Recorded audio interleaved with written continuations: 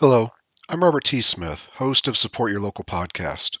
I want to take a moment to remind you to hit that fast forward button. That is, unless you want to hear about something good being done. Anyone who knows me knows that I love bowling. In 2016, I founded the Smith Family Bowling Scholarship Foundation, intended to honor my father's hard work and dedication to community service and award scholarships to youth bowlers throughout the nation. To date, we've awarded well over $15,000 in scholarships. If you are a bowler, know a bowler, have ever seen a bowler, or heard about anyone who has ever seen a video of a bowler, I'd love for you to help promote the SFBSF and its mission. Please go to sfbsf.com and see what we're all about. While you're there, please consider hitting that donate button and helping us make a brighter future for our youth. Again, that's sfbsf.com. Thank you for your time. And this episode is brought to you by Dye Real Estate and Land Company. They are the real estate agents based in Northwest Ohio that are the go-to company for people who enjoy the rural lifestyle and are looking to buy and sell some property. The whole team is amazing. I've used them in the past.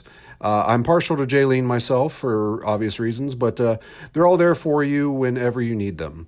If you're in the market, just drop them a line at info@dyerealestate.com. That's info@dyerealestate.com. And don't forget to tell them Support Your Local Podcast sent you. I now declare the quick draw competition open.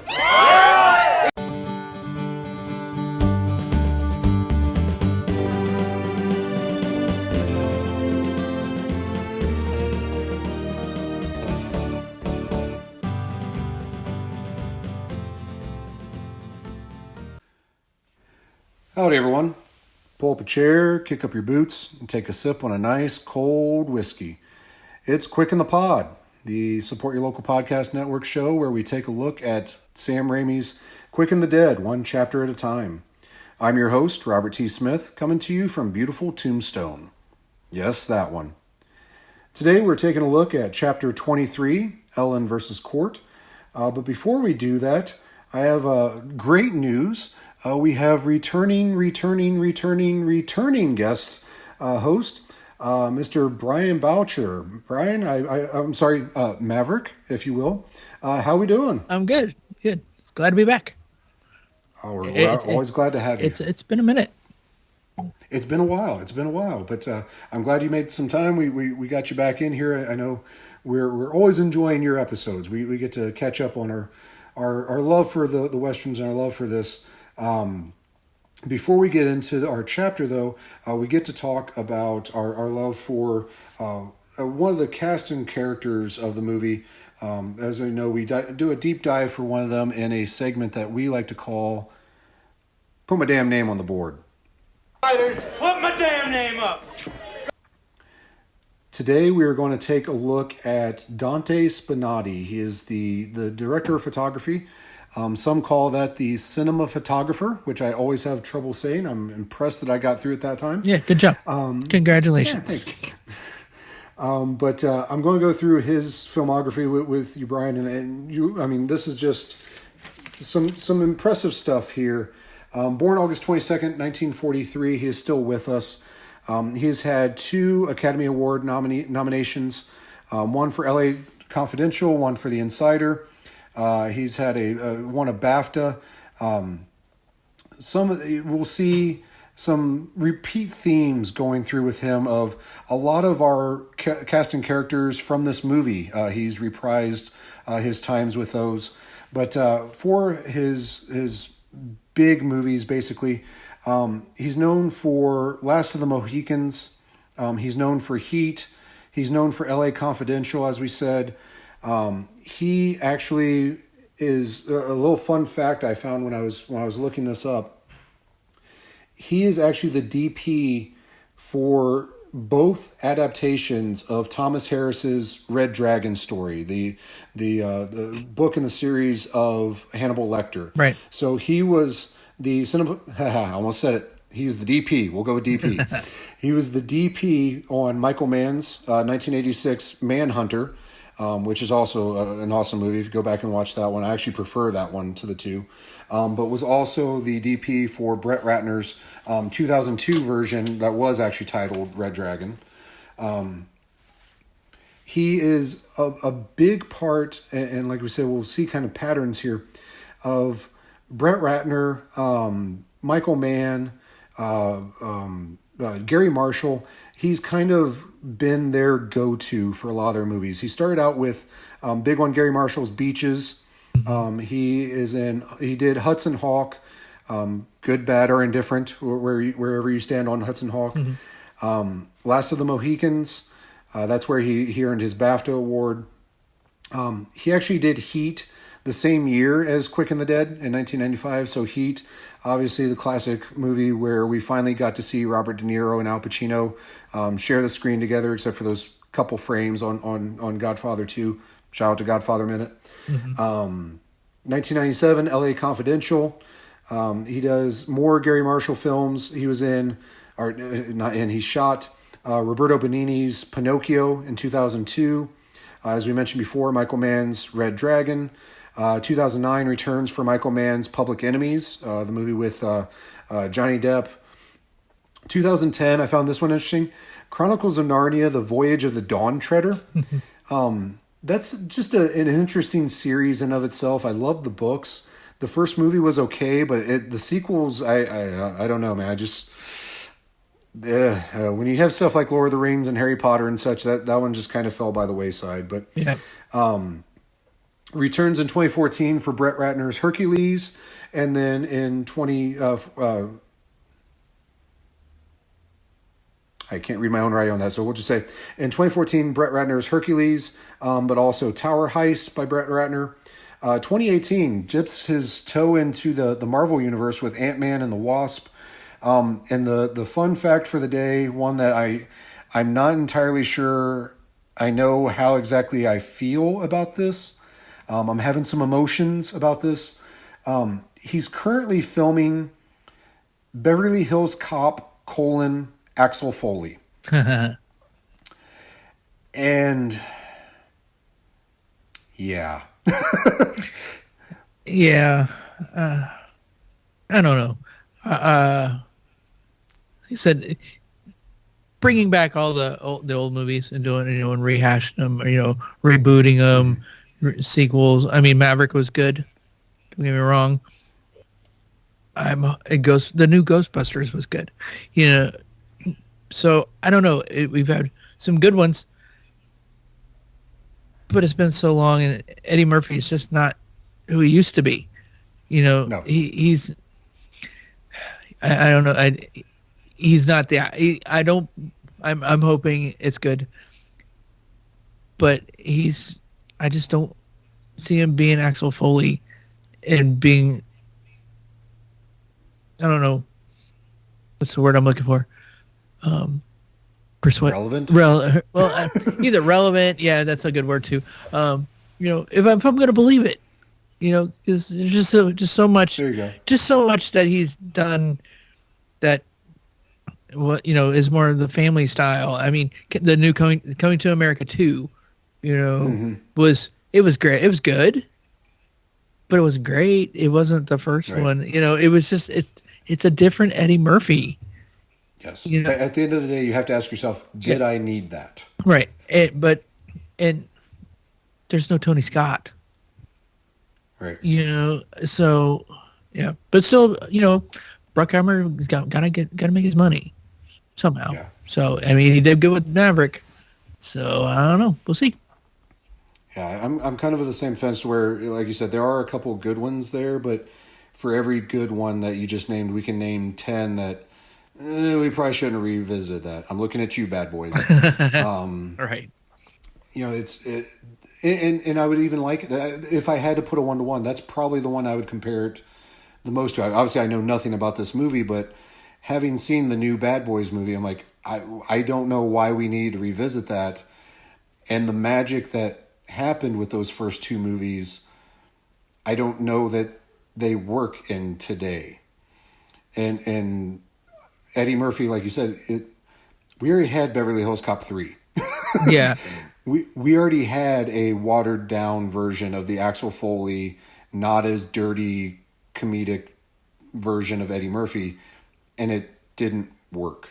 Right. Yeah, I don't know, but back to Mr. Spinelli. So obviously, you know, the man makes a beautiful movie, and there's so many times throughout this movie I can think of, you know, all of the Arizona landscapes that you see, and all the wide angle shots of you know, Sharon Stone riding into town, and you know, later on when she opens up the barn door and you see the sweeping panoramic view of the sunset and all that. Like, there are just some absolutely beautiful shots in this movie. And looking through the list that he did, there's absolutely beautiful shots and all those. So like, the man knows his stuff, and apparently does, because some pretty big name directors keep using him over and over again.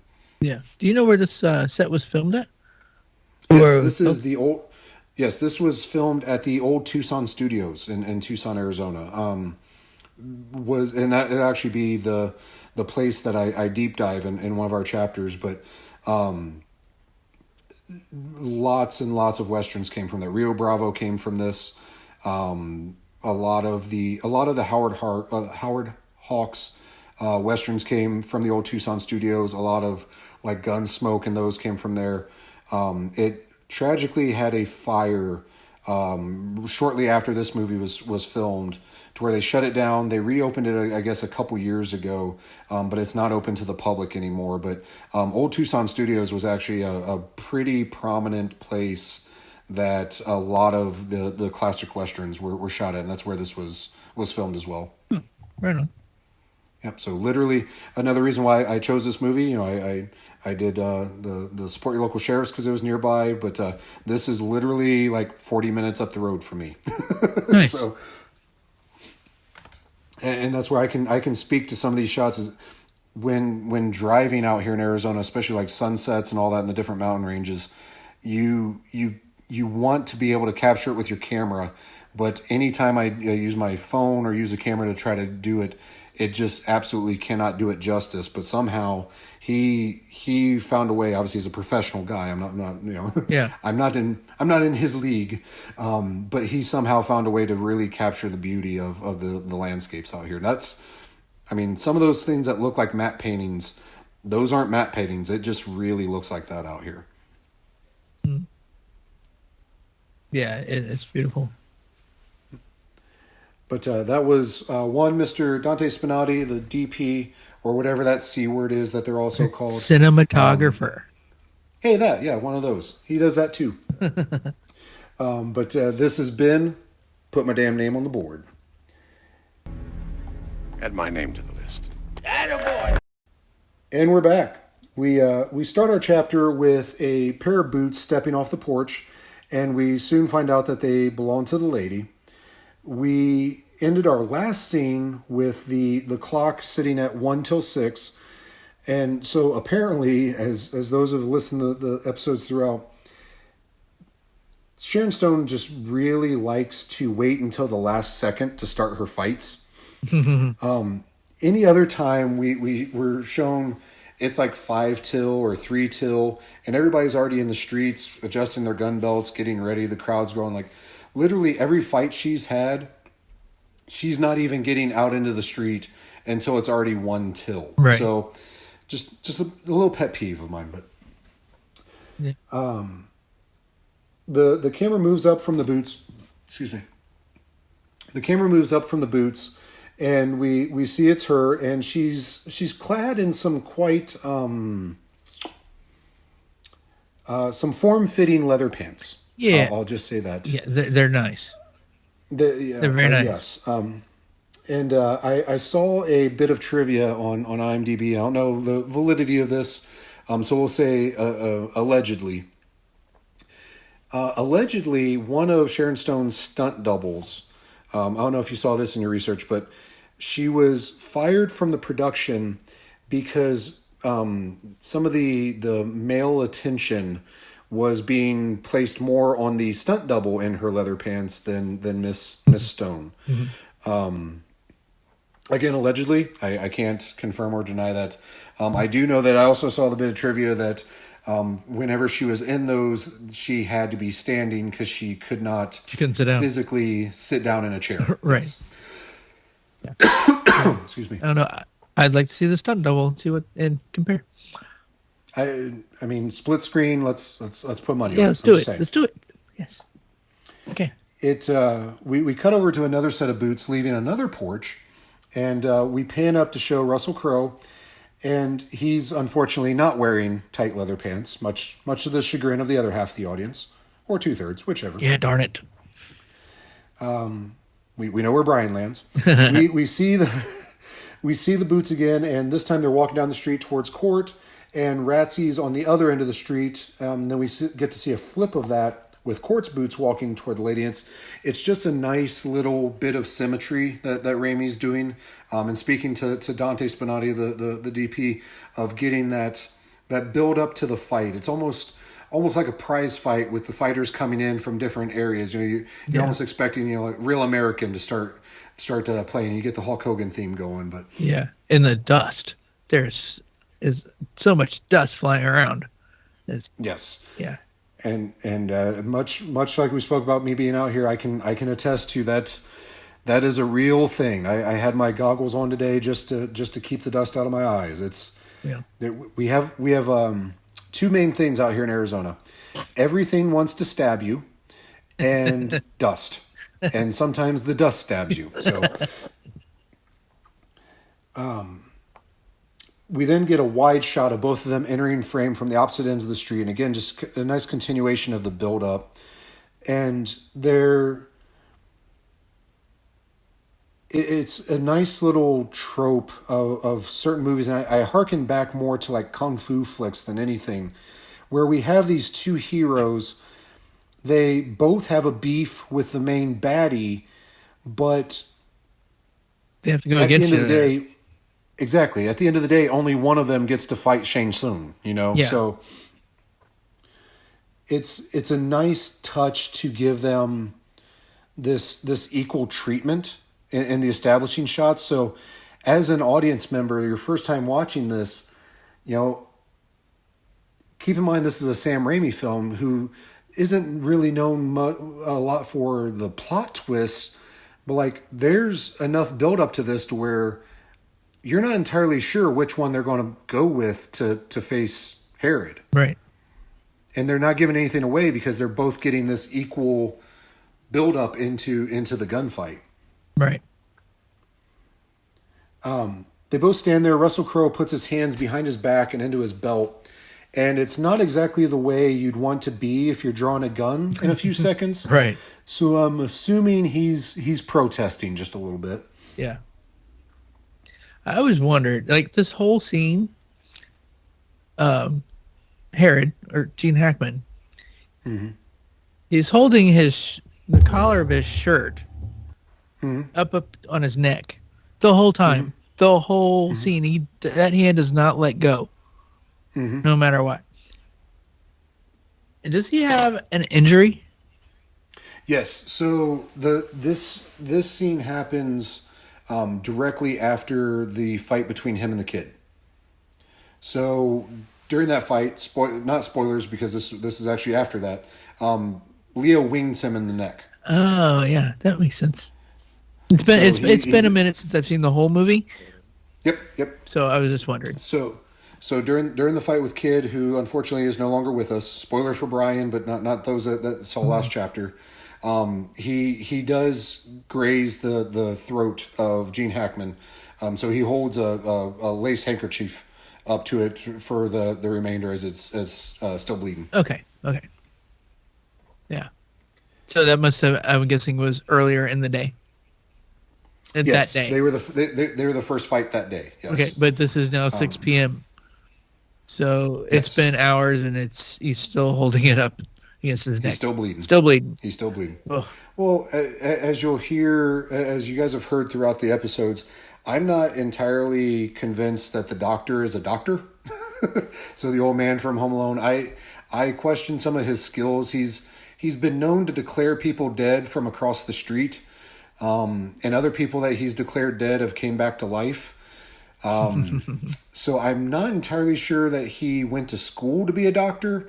He may just have only been the only person that would take the job. So not entirely convinced that he was able to stitch Gene Hackman up properly for that wound. Yeah, which that kind of brings me to this point that I've in my previous episodes I forgot to mention, but the life expectancy for a male in the late 1800s was like 40 years old.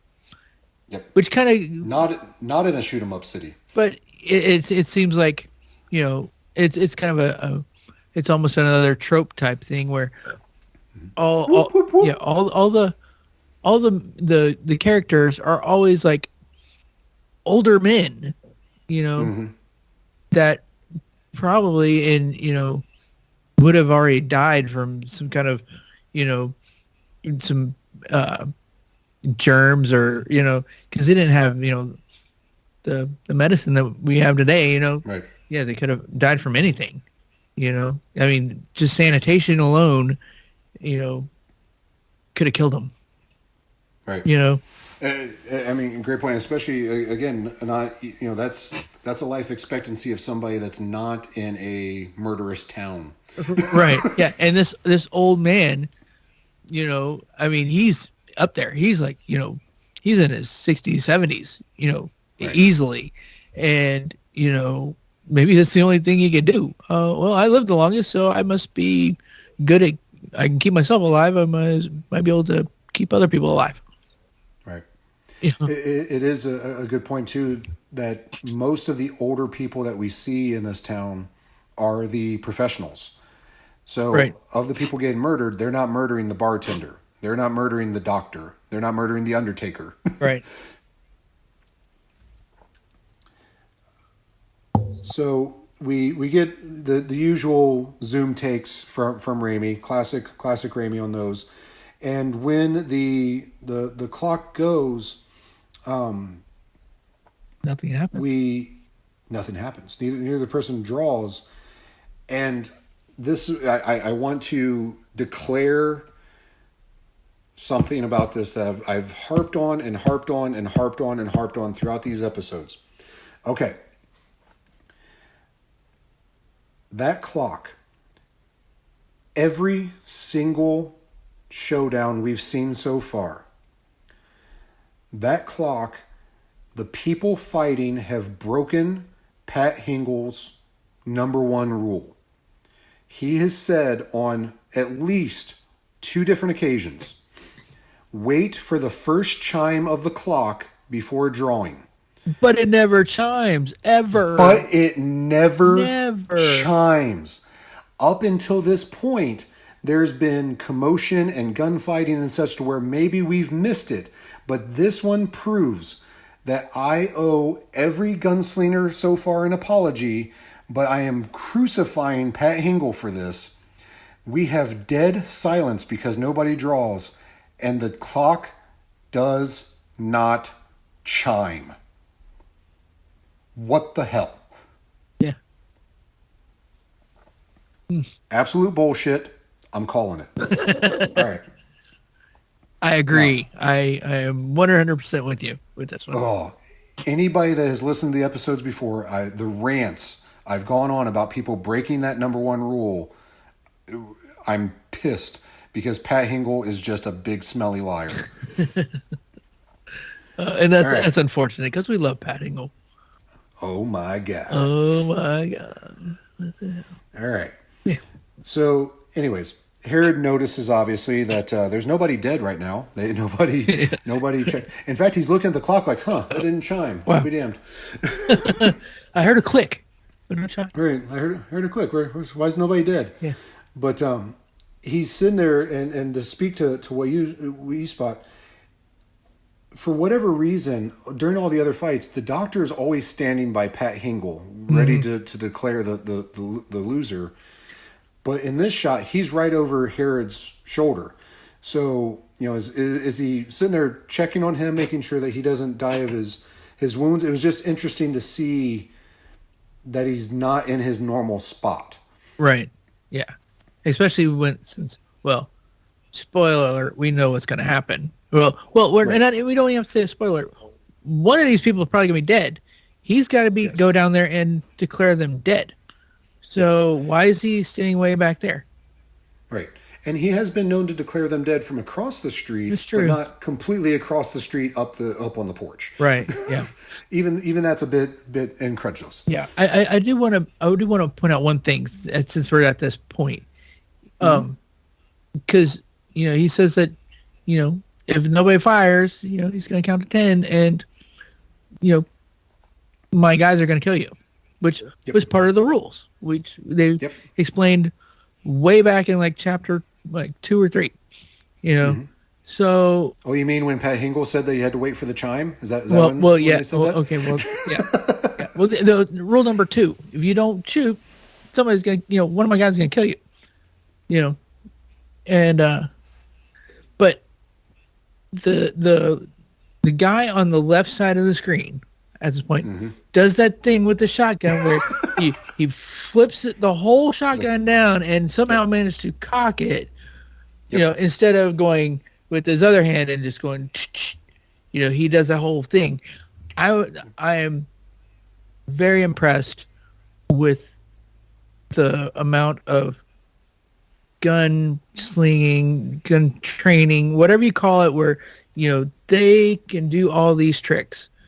Is amazing in this movie. Yep. And I touched on it in previous episodes. That guy, I don't know if you remember, he does that exact same thing like 4 or 5 times previously in the movie. That's his thing. I've actually termed him Flippy Cocky Guy. And I'm not entirely sure. Sharon Stone's brother, Michael, plays one of those bodyguards. Yes. I don't know specifically if it's him. It's kind of hard to find info and all that because it's a big character. But I think that's him. I think that's actually Sharon Stone's brother. And I also joked previously that since he does that exact same move, he's always facing the exact same way and does it the exact same way. I think he might be CGI. I think Sam Raimi just had him do it once, and he's digitally put in like 4 or 5 different times throughout the movie. Just my theory. Yeah, Just my theory. Because this movie is riddled with CGI so much. Yes. Yes. But yeah, this whole movie, they put so much effort into this movie with learning how to use their guns and do the tricks, and it's amazing. Absolutely. The time that they put in to do that, I guess the crew, they learned enough during their downtime to where they would actually do quick draw contests with themselves to see who's the best on that, which in today's age, post the Rust incident, it doesn't sound as cool to do that now. So hopefully they're using finger guns when they did theirs. But I guess according to trivia, since he didn't have as many filming scenes, Gene Hackman actually became the fastest draw on the set because he had more downtime to practice. Right.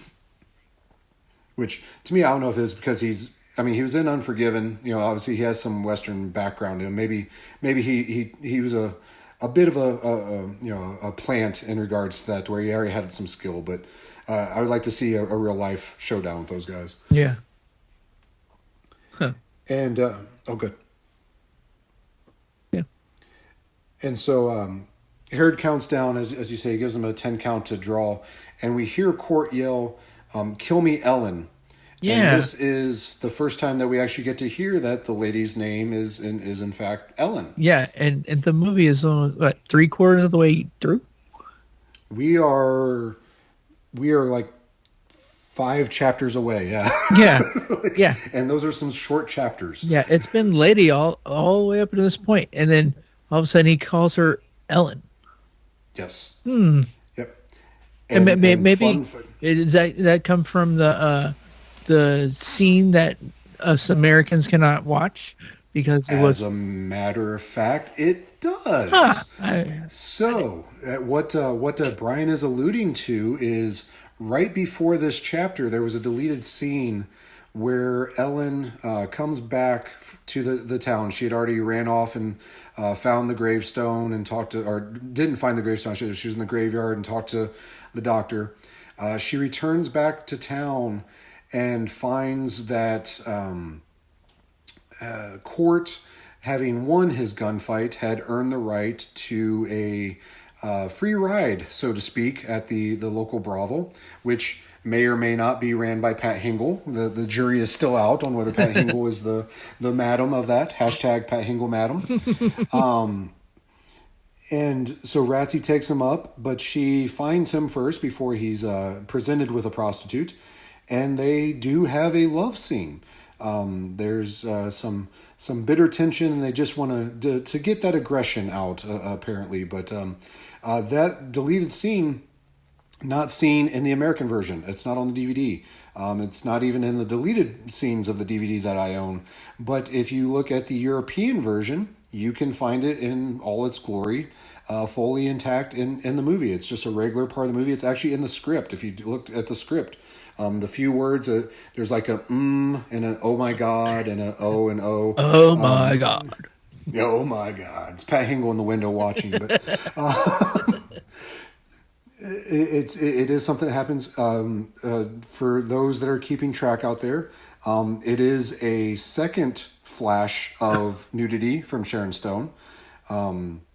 So they do end up making out, and as Russell Crowe is enjoying feeling on her leather pants, which are quite tight, Sharon Stone does rip open her shirt and flash up for a little bit, which I stand by my previous statement of I don't know that it's necessary. I'm not a stickler for those things. I'm not complaining, but I just don't see the purpose of the nudity on that part.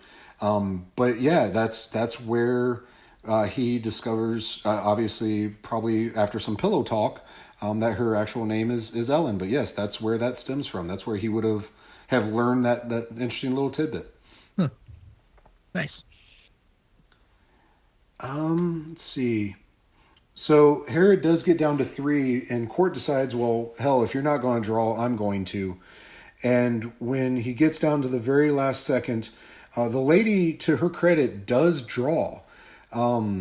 Unfortunately, as was kind of foreshadowed with her not wanting to fight Cort and admitting that he's pretty fast earlier, Cort does draw faster.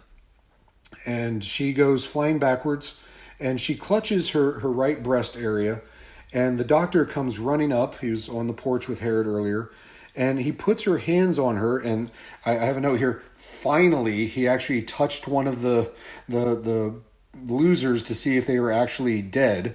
He's not doing his usual scope from across the street of, yep, she's dead. But he does finally actually touch a patient. And I have to point out that it is a coincidence, perhaps, that the only patient that he touches is the only one that's a lady. Right. Maybe he's a dirty old man. Maybe we don't know the doctor's last name. Maybe his last name is Dredd. He may be Eugene's dad. I'm just saying. Maybe. It could also be the fact that he knows that if somebody dies, everybody runs in, all the vultures come in and steal everything from him. Yes. So as we saw with poor Ace. maybe that's the reason why he declares people dead from afar. Could be just getting out of the line of fire. He's an old man. He doesn't want to get. He's going to get hurt. Right. Yeah, we've seen. He's a doctor. Presumably, he does have some money if he's a doctor, right? I'd hope so, but I don't know.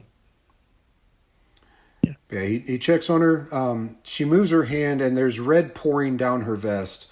And not to spoil the end, but if you know, you know, and you know what you're looking for, and you'll see let's say the appearance and or the absence of something very important. Yeah. And I'll just leave it at that. Yeah. I don't know what you're talking about. Well, watch the movie, Brian. No way. I can only watch my minutes. Uh, All right. Well, we'll hurry up and get your minutes done. So I watched Top Gun, but I That's, wait till that's my that's minutes true. are over. That's No, fair. okay. I've seen the movie. I know what happens. Okay, that's Yeah, fair. it's been a little bit since I've watched it. That's fair. That's fair. The doctor does begin crying and he pronounces her dead, and I do have to give him credit. This is some good acting, and I don't just really mean it by the actor playing the doctor. Like, I actually mean considering the end, and never mind, no spoilers. Let's just say the character of the doctor, and I don't mean Doctor Who, that's impressive for that character to emote like that. Yeah, definitely. Then it makes me a little bit sad because he is a sad old man, and I don't like seeing sad old men cry. Yeah, yeah. But to me, it's still hard to. I can watch this movie, and I can see all the characters and immerse myself into it. That where I don't see Gene Hackman or Leo or Sharon Stone or Russell Crowe. I see them as their characters as I'm watching it. But with the Doctor, for some reason, he's still That's the Home Alone guy. a Home Alone guy. Yeah, And but he does do a really good job right here. It's yeah, true. yeah, absolutely. What you spoke to earlier, so he does holler for the rest of the crowd to stay away from them, you vultures. And I found it interesting because as the movie progresses, the crowd has become really less and less rowdy and involved and kind of that cutthroat.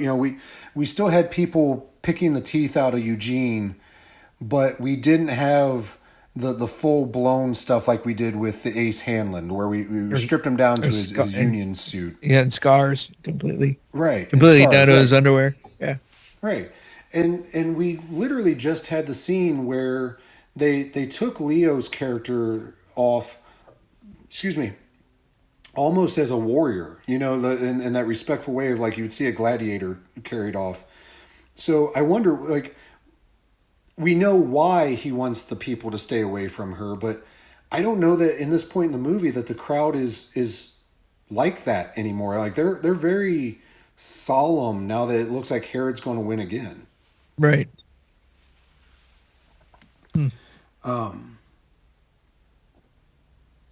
We see what may be the blind boy. I'm still holding out on my theory. And the various others are very distraught about it, but Herod finds it as the perfect time to poke the bear with Cort. I love this. It's like we spoke to in previous chapters of, anytime he can get that little dig in on Cort, he makes sure that he's able to do so. He tells him that if you leave a wolf in the hen house, you eat chicken every time. Right. And I kind of get what that means, but at the same time, I kind of don't when you think about like, if I leave a wolf in the hen house, he's going to eat all my chickens. Yeah, I'm not going to get a chicken. Yeah, and all in one sitting. Right. Yeah, Yeah. I'm not getting any of that chicken. The wolf is. Yeah. So, yeah, I don't get it. But anyways, it confuses Cort enough that he comes charging at Herod, and he's stopped right before he can reach him by the bodyguards, but not before he breaks poor Ratsy's nose again with a back headbutt. So I have several scoreboards going for the duration of this podcast of how many times did CGI guy cock his rifle, the body count, and how many times did poor Ratsy's nose get broken. Right. Bing! Add another one to the board. He does get through the crowd of bodyguards, but as he's reaching Herod pulls a derringer out and he puts it in Cort's face. And you can't really see the handle because of Herod's hand. But this goes back to my theory, and I think it was even a chapter. You were with us for table talk with the dinner scene. Yes. I posed a theory, I'm pretty sure there, where did she drop the derringer, or did she, out of fear, or did she take it with her? I'm curious is this the Derringer? Did she drop it and he picked it up that night and just go, oh, that's a nice little Derringer, and now that's what's pointing in Cort's face? Well, I don't think so. Because if I remember correctly, her Derringer was, it almost looked like it almost didn't have a barrel at all. It was very stub nosed, very yes. stub nosed, and you could you could see the actual revolver part, right there. So I do not believe this is the same gun. But That's a very valid point. But maybe it was put in there to make us think it was.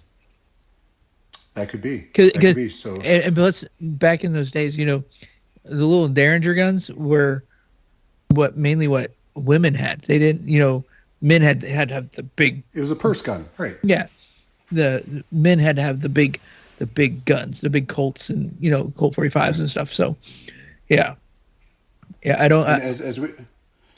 As we know from Wild Wild West, if they did have a Derringer, it was usually on a spring contraption that shot out the sleeve of their shirt. Right.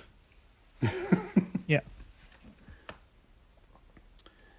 No, that's a good point with the stub nose. Now I will counter that point.